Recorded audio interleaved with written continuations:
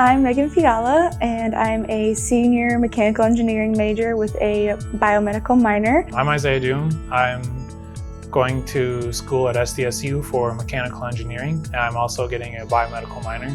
My name is Ryan Schaefer. I'm a senior in mechanical engineering. So the 3D printer project is where we take a regular 3D printer and we are retrofitting it into a bioprinter.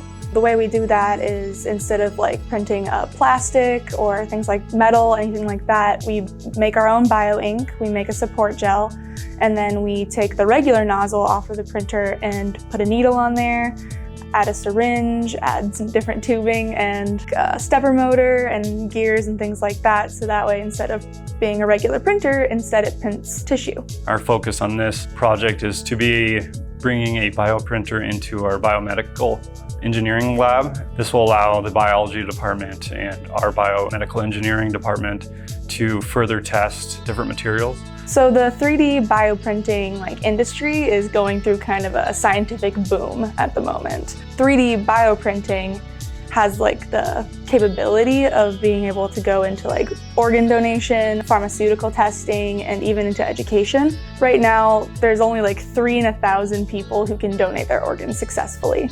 And about every 7 minutes, someone new is added onto the organ donation list. If we have the capability of printing a custom organ using a patient's own cells and tissues, we can cut down the cost, cut down the time, cut down that huge long list of people who need organs, and then we won't be in such a huge shortage of organs and tissue and cells, anything like that.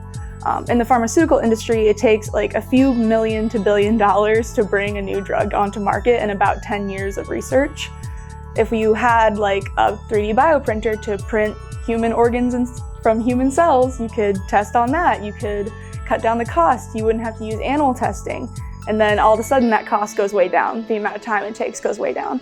And in the education field, you have doctors and nurses who are training to become professionals, but they don't really have a whole lot of live tissues to work on.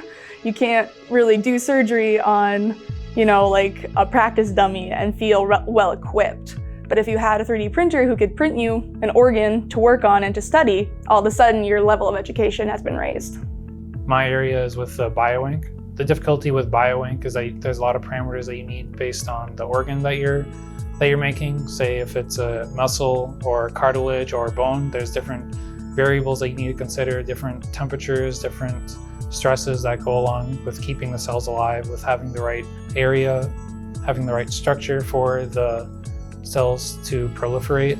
My role within this project is to do the mechanical portions, create a 3D model of our bio extruder, how it will be adaptable, and basically get that retrofitted on, put it all together. So my favorite part of my project so far has been when we actually got to make the bioink go through the 3D printer, because so far everything has just been reading, and you see people that their printer is working, you read it, and you just all right, I have this idea in my head how it's supposed to go. But then when we actually got it to go through, and once it cured, you got an actual structure. Because before, as the bioink, it's just kind of a viscous, it looks like honey.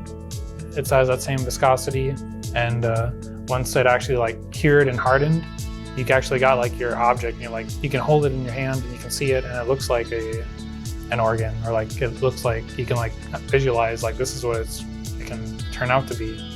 I think my favorite part of the project overall has just been getting to work on a real project in engineering.